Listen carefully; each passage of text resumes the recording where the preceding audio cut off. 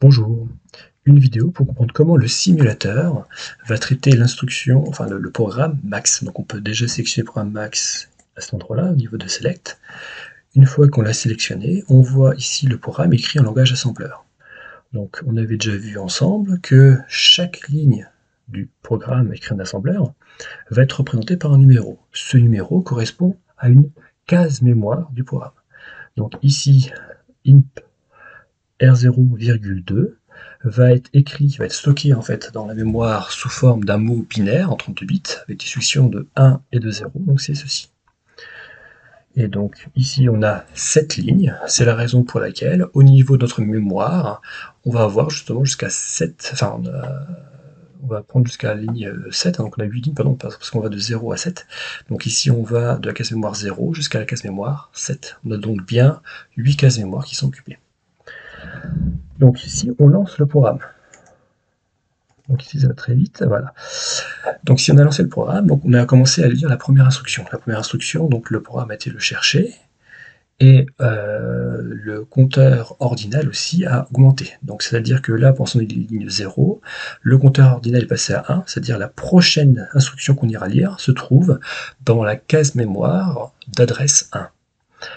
Donc l'instruction, elle a circulé, donc ici elle est écrite en binaire, ici elle est écrite en langage assembleur, et lorsqu'elle a circulé, vous avez dû voir apparaître un nombre écrit en hexadécimal, commençons même par un moins.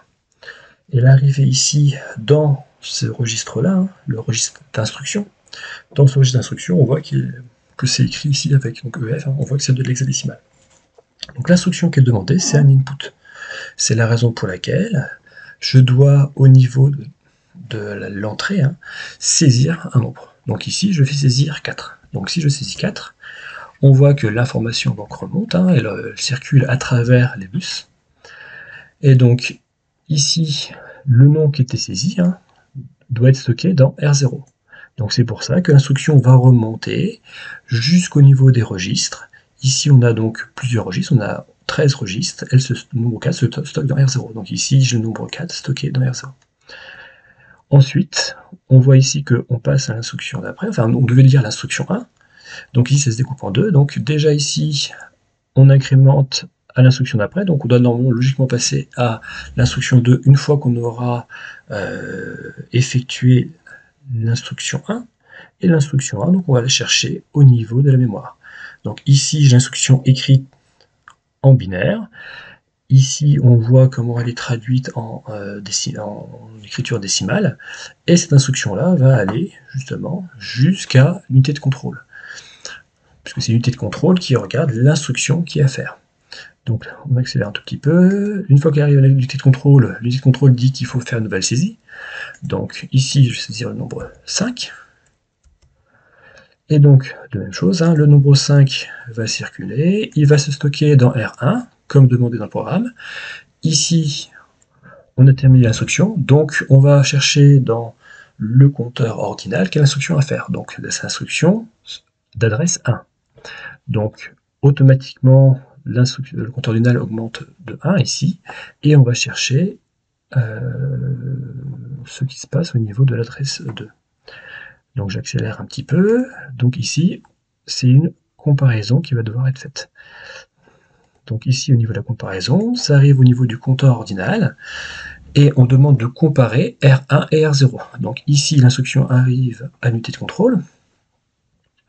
Les deux noms stockés dans R0 et R1 vont arriver dans l'unité arithmétique et logique, et là on va revoir la structure en V. Et donc ici, regardez pour le drapeau, ici c'est 0, 0, 0. Les deux nombres arrivent, on les compare, et ici, le résultat est quelque part stocké dans le drapeau ici. Ici, on voit 1. Donc, on passe à l'instruction qui est la suivante.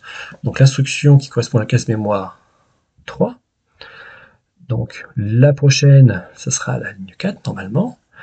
On va donc chercher l'instruction. Donc, ici, j'accélère un petit peu.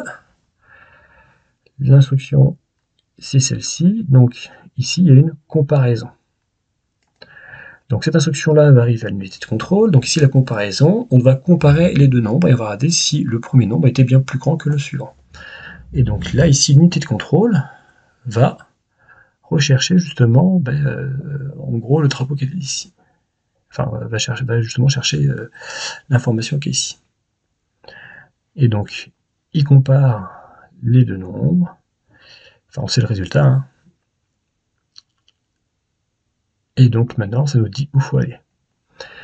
Donc, comme ici, le premier nombre était plus petit que le suivant. Donc R1 est bien plus grand que R0. Donc l'instruction, on va directement à ailleurs.